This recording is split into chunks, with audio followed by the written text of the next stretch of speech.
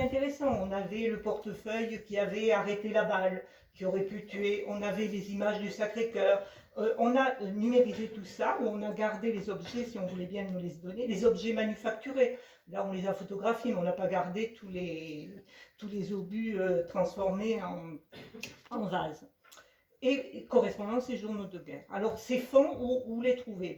Dans les séries où sont conservées les archives privées, avec toujours cette espèce de respect des fonds, c'est-à-dire que chaque ensemble de documents est gardé en fonction de la provenance et de la personne qu'il concerne.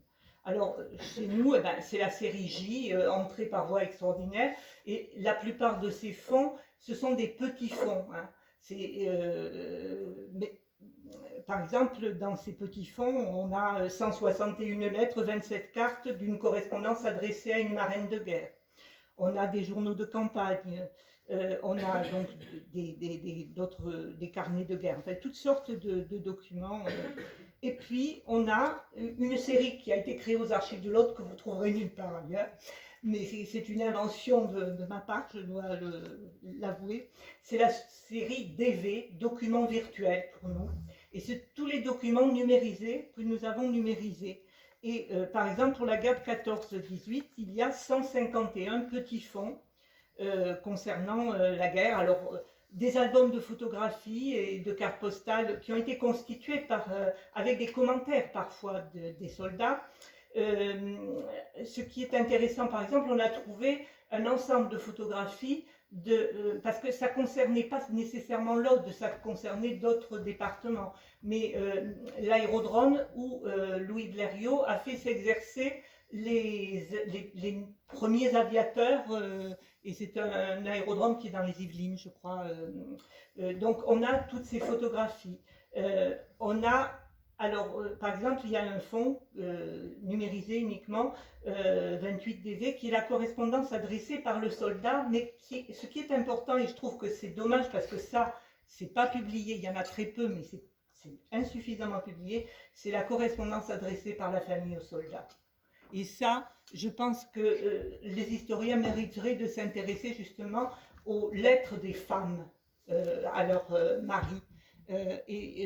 Ça, c'est vraiment dommage qu'on les ait un peu négligées. Bon, et évidemment, on en a beaucoup moins, puisqu'en fait, ce qui a été conservé, c'est la correspondance des hommes envoyés. Et les hommes, je pense que c'était nécessaire, si vous voulez, sur le terrain, ils n'ont pas gardé les correspondances. Et quand on renvoie aux familles les objets d'un soldat mort à la guerre, on lui renvoie le portefeuille, on lui renvoie la photo qu'il gardait. On a peu de correspondances reçues. Voilà. Après, je dirais 3 mots, si vous voulez, pour éditer ces témoignages. Quelques conseils. Bon, donc, Alexandre Lafont et Rémi Casal vous l'ont dit. Ce qui est important, c'est réunir toute la documentation concernant le soldat dont on édite le témoignage ou celui de sa famille. Donc, registre matricule, liens familiaux, journaux de campagne des régiments dont il a fait partie, qui sont sur le site du Mémoire des Hommes. Les décorations, n'oubliez pas la base de Léonore pour les gens qui ont eu la Légion d'honneur, parce que ça peut être très intéressant. Bien avoir en tête aussi, donc ces principes valables pour toute édition historique, c'est bien étudier le contexte dans lequel le document a été écrit. Malheureusement, la date n'est pas toujours indiquée. Sa nature, si c'est une lettre, une carte postale dont l'image peut délivrer un message. Se renseigner sur les lieux où se trouve le soldat, message politique, la lettre envoyée à la famille, où on peut camoufler. Bon, il y a la censure, bien sûr, mais la censure, il y a beaucoup de choses qui passent à travers la censure, mais il y a la censure aussi du soldat qui envoie une lettre pour rassurer sa famille. Donc, il ne va pas raconter la même chose que la réalité. Respecter scrupuleusement l'orthographe et la langue des documents édités, parce que ça nous donne une idée d'abord de l'effet qu'a eu l'enseignement reçu, et c'est tous des enfants de l'école de Jules Ferry.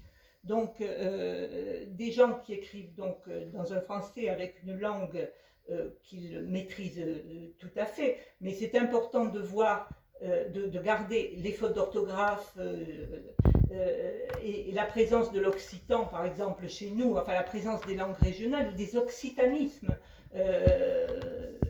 Donc ça, c'est important parce que ça nous permet de travailler sur la linguistique aussi.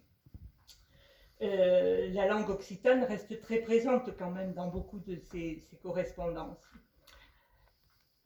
Et la notice du registre matricule, je vous rappelle qu'elle donne pour chaque soldat une indication sur le degré d'instruction qu'il a eu, de numéro de 1 à 5, vous l'avez en tête du registre matricule.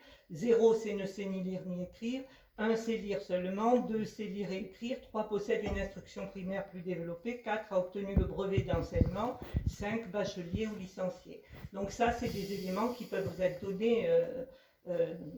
Et puis alors, je pense effectivement qu'il faut avoir bien conscience des limites des documents qu'on édite, puisqu'ils ont été soumis à la censure militaire ou l'autocensure des soldats qui ne veulent pas inquiéter leur famille. Donc ça, ces rappels sont vraiment importants pour l'édition, hein, même enfin pour vous qui allez faire peut-être proposer des documentaires, des expositions, etc. Hein, parce que vous voyez très bien les défauts que peuvent avoir un certain nombre d'expositions ou de documentaires qui prennent des rushs sans les contextualiser, et on peut avoir voilà, un texte, enfin une voix off qui va vous parler de 1916 avec des images qui ont été tournées ou des photographies de 1914. Hein, et on le voit très vite avec le casque présent ou le képi ou ce genre de choses. L'inverse est vrai aussi, c'est-à-dire qu'on va vous parler de 1914 en vous montrant des images de 1916. Hein, donc c'est cette contextualisation dont on a parlé beaucoup est extrêmement, enfin elle est fondamentale puisqu'elle est à la base du travail d'historien. Juste deux remarques pour ma part, puis avant de laisser la parole peut-être sur l'expérience justement de la publication. Bon, les lettres de femmes, effectivement, vous en avez parlé, et on a moins en fait, la lettre des femmes, c'est-à-dire les mères, les fiancées, les amis, parce que les soldats, beaucoup, soit sont morts, soit sont débarrassés. Sur les femmes le feront, il y a les travaux de Clémentine Vidal-Naquet quand même, hein, sur l'intime. Il y a une très belle correspondance croisée qui a été publiée par une historienne américaine qui s'appelle Martha Hanna, d'un soldat, vraiment une remarque, un soldat et sa femme. Et on voit comment en fait les soldats au front prennent conscience de leur paternité et discutent